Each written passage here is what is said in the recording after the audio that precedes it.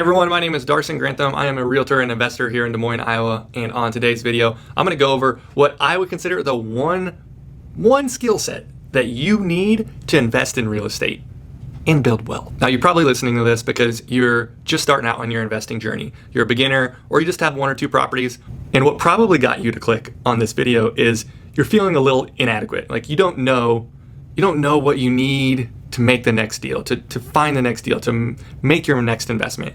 Ultimately, you're just not confident enough to take the next step.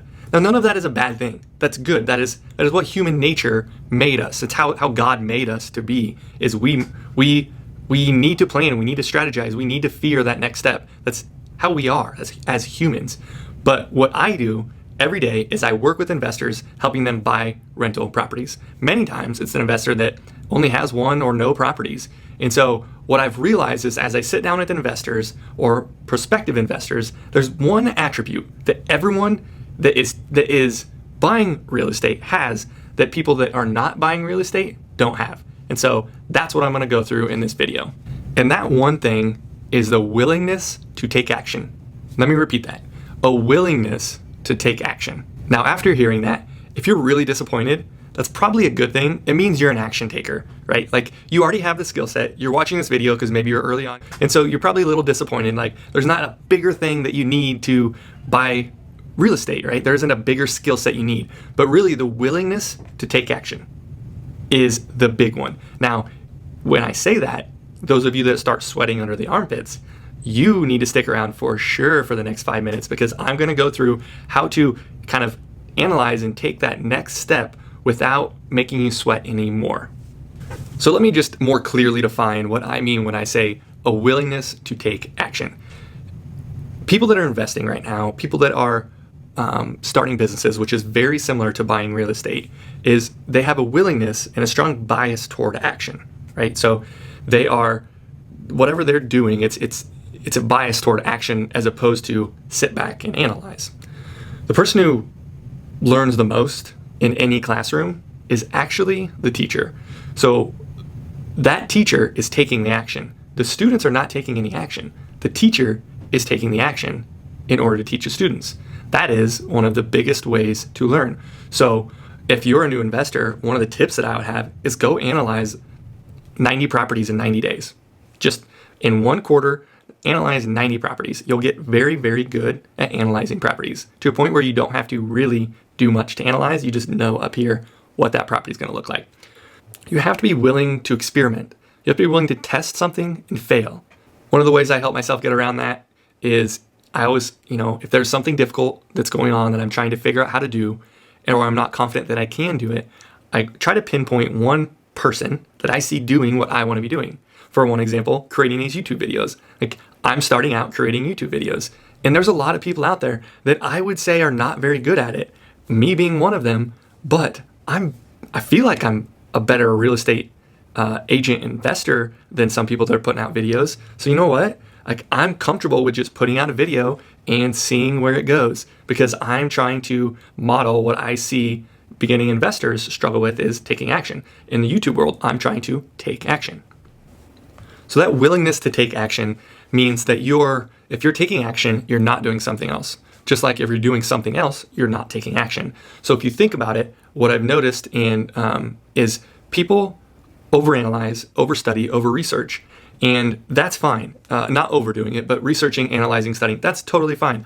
I would highly, highly recommend it. It's why you're watching these videos. They're great, whether they're mine or someone else's. Like it's good to analyze.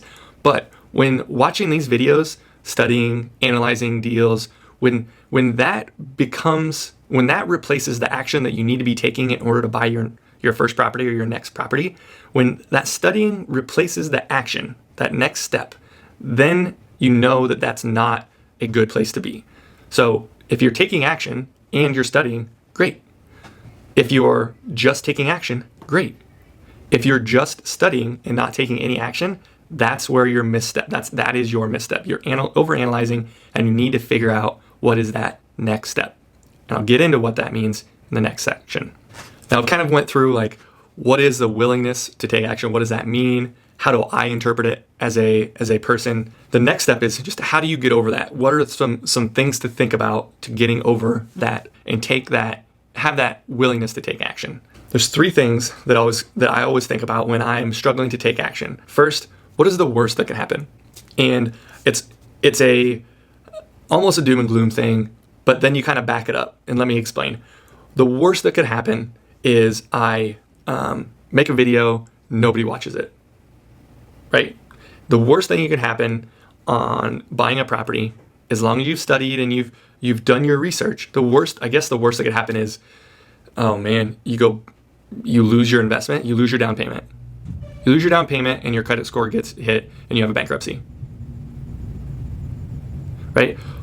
If that's the worst that can happen, what is the percentage chances that happens? Well, it depends on the person. But if you know that percentage is less than, or what you would consider less than 1%, is that even a risk? I'm not convinced that is a risk. That's like saying, if I drive my car, I'm going to get into a wreck and die. It could happen. That is a risk. I don't know what percentage that is versus going bankrupt, losing your deposit, or losing your down payment and getting a bankruptcy. I don't know what the differences are, but to me, there's a logical risk and there's an irrational risk that you're putting on your plate when you try to make that excuse. And so another quote I always like to think about is Annie Duke wrote a book called Thinking in Bets, and it's one of the things that the way she articulated is better than what I used to say in high school, which was your decision is made right or wrong, right? Your decision is not right or wrong.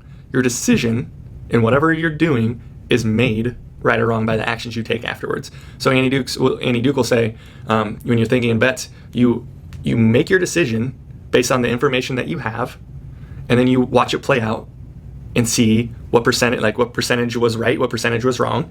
And it could be a high percentage that you were right. You could have had pocket aces and you're a very high percentage of winning the hand, but you could have been going against someone with a 7-2 and a 7-2 flopped on the table, right? And they beat you. And percentage-wise, at the beginning, based on the information that you had the best hand. Percentage-wise, you would have killed it, but you still lost. Does that mean that your decision was bad? No, it just doesn't, in my opinion. You make a decision based on the information that you have. Now, the taking action part comes in there is based on the information that you have. Know when the information that you have is enough to take that action, to make that decision.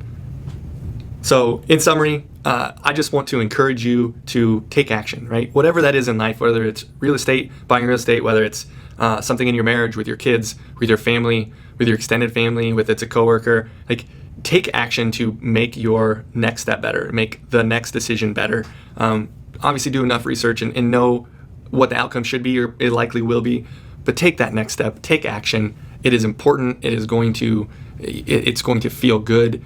You'll never go to your deathbed and say, I wonder if I would have done that. Taking action solves that. And you're going to become a better person, a bigger person, a more rounded person when you are taking action, making decisions. And obviously your decisions affect others, right? I'm not saying be selfish and make decisions all based on what are good for you, but it's something to consider.